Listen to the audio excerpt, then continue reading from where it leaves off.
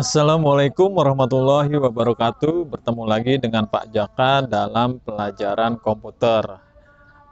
Minggu lalu kita sudah membahas tentang pengenalan dasar-dasar desain grafis. Nah, pada pertemuan kali ini kita akan membahas tentang mengenal interface dari Photoshop ya. Oke, baiklah, sebelum kita mulai pembelajaran ini, mari kita bersama-sama mengucap basmalah. Bismillahirrohmanirrohim. Oke, langsung saja kita buka program Photoshopnya.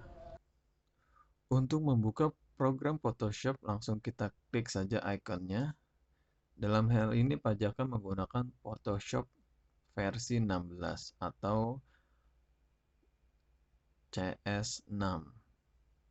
Nah, ini tampilan atau interface dari Photoshop CS6. Kalau di buku Photoshop yang digunakan sebagai referensi adalah Photoshop CS5. Tapi pada dasarnya baik menu maupun tools dan panel pada prinsipnya penggunaannya adalah sama. Nah, di pojok kiri atas ada logo Photoshop PS tulisannya. Kemudian di sebelahnya ada menu bar. Terdiri dari 10 menu bar. Ada file, biasanya file itu terdapat new, open, save, close, save as, import, dan export. Ya, tidak semua fungsi dari file ini akan kita gunakan, hanya ada beberapa aja yang akan sering kita gunakan seperti new, open, save, save as, terus juga ada import mungkin jarang, export. Nanti Pak Jaka akan menjelaskan fungsi export ini ketika sudah praktek. Kemudian juga ada edit ya. Ini juga lumayan banyak submenunya. Kemudian ada image, ada layer, ada type, ada select, filter, view, window, dan help. Ada 10 menu bar. Nah, di sebelah kiri ini adalah toolbox. Ya, ini adalah toolbox. Kemudian yang gelap ini adalah area kerja. Ini masih gelap karena kita belum membuat lembar kerja baru. Nah, untuk membuat lembar kerja baru, kita klik File, New. Nah, nanti di sini, di jendela ini nanti terdapat name, adalah nama file. Kita akan membuat dokumen baru. Jadi misalkan di sini namanya latihan 1. Nah, ini di bawahnya ada preset. Preset di sini maksudnya adalah ukuran dari dokumen yang akan kita buat. Kita gunakan saja default Photoshop size. Nah, di sini di bawahnya ada width, lebar dari lembar kerja kita. Ini ada ukurannya cm, bisa kita rubah menjadi pixel, bisa menjadi inci, milimeter, poin, pikas, dan kolom. Untuk memudahkan kita pilih saja yang sentimeter. Tapi nanti bisa kita rubah tergantung kebutuhannya seperti apa. Kalau mau dirubah ke pixel juga nggak apa-apa, atau mau ke inches juga nggak apa-apa. Tapi biasanya dalam hal ini Pak Jaka lebih memilih sentimeter atau milimeter. Kita pilih saja contohnya sentimeter. Nah, jadi di sini ukuran lembar kerja atau ukuran dokumen yang kita buat yaitu 16,02 cm. Tingginya 11,99 atau hampir 12 cm. Kalau dilihat ini dokumennya bentuknya landscape karena lebarnya lebih besar dan tingginya lebih kecil dibanding lebar. Resolusinya 28,346 pixel per centimeter. Ya, jadi 1 cm itu terdapat 28 pixel.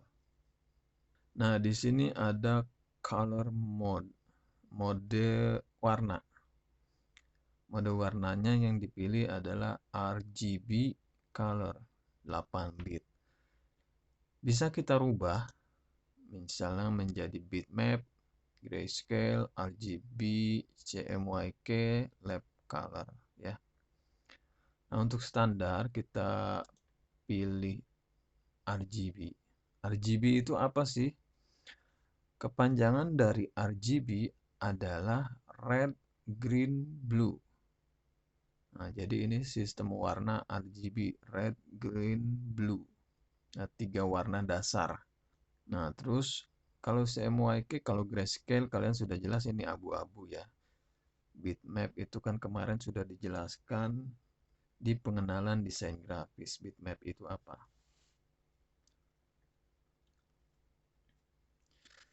Kemudian CMYK. CMYK kepanjangannya adalah Cyan, Magenta, Yellow, dan K-nya itu mewakili black. CMYK color. Oke, Pak Jaka jelaskan di sini perbedaan antara RGB dan CMYK. Bila kita membuat sebuah file Photoshop yang peruntukannya hanya untuk ditampilkan di monitor saja, sebaiknya kita pilih mode warna RGB. Kenapa?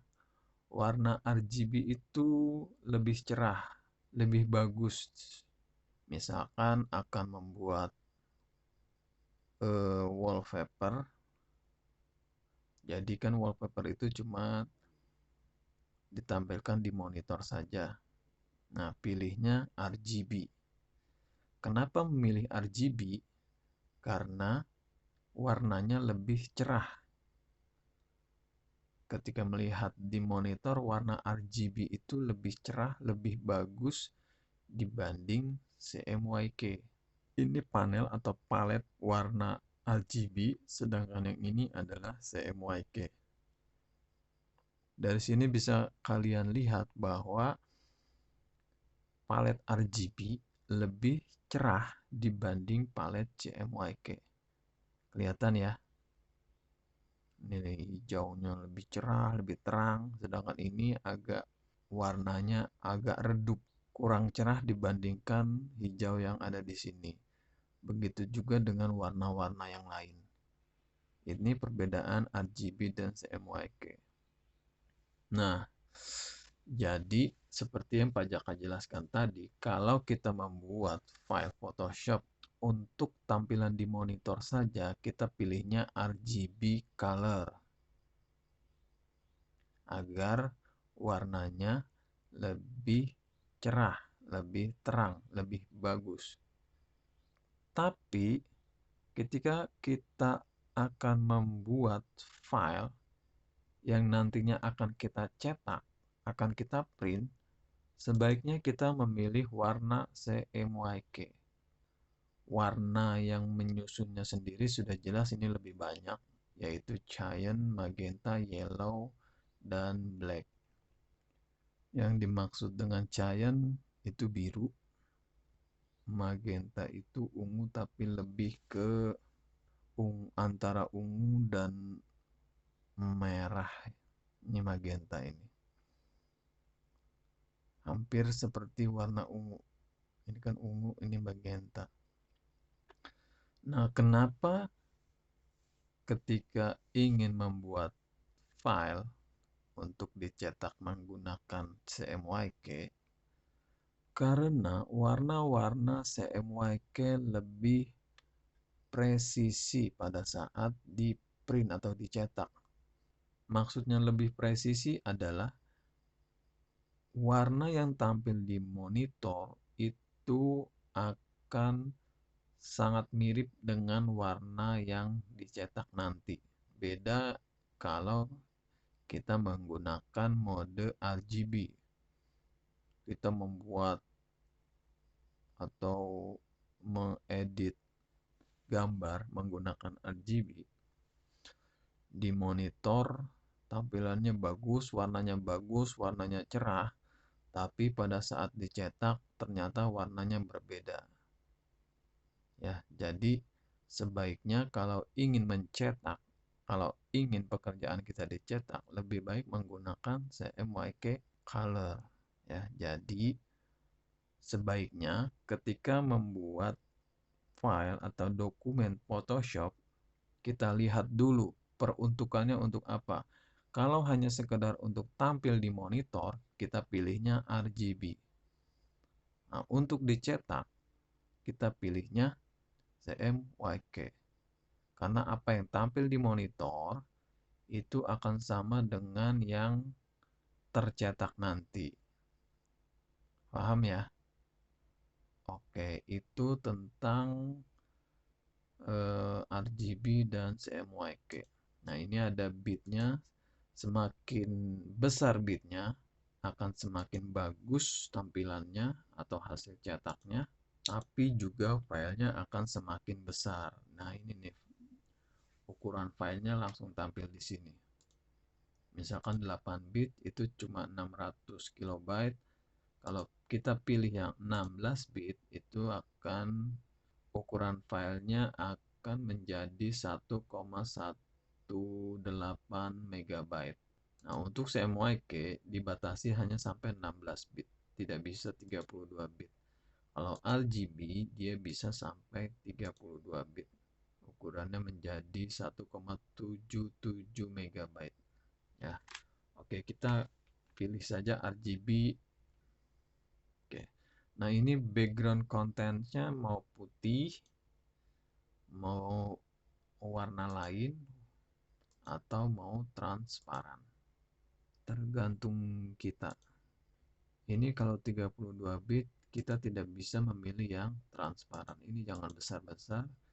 16 bit kalau untuk RGB cukup atau 8 bit juga cukup.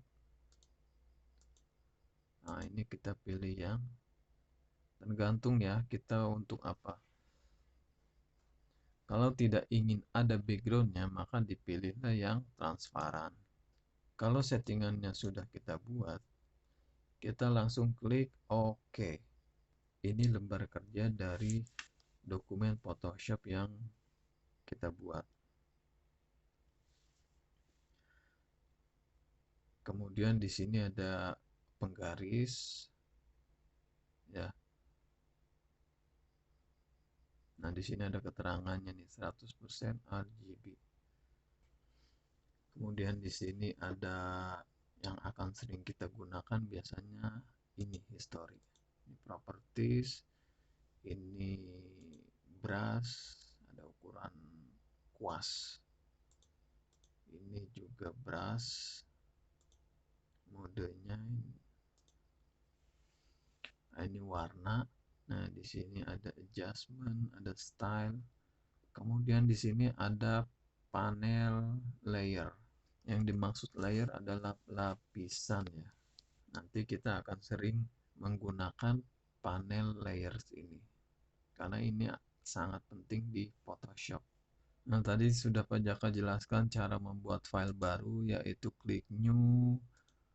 Kemudian di sini ada settingannya, ada nama filenya apa, presetnya bagaimana, default Photoshop size atau custom atau latihan. Nah, ini ukurannya dalam sentimeter. Kemudian tadi Pak Jaka sudah jelaskan RGB, CMYK, yang lainnya yang sering kita gunakan dua ini, RGB atau CMYK. Kemudian ini bit 8 bit. Kemudian background warna latar belakangnya ya. Kemudian untuk membuka file, klik menu open di sini atau Ctrl O. Ini desktop, ini komputer kita. Nah, kalian biasanya menyimpan gambar di mana? Misalkan Pak Jaka membuka file ini. Oke. Nah, seperti ini. Nah, kalau tampilan dari sebuah file itu di belakang objeknya kotak putih dan abu-abu itu artinya file ini latar belakangnya atau backgroundnya adalah transparan. Ya. Untuk menyimpan file, kita klik file, kemudian pilih save atau save as.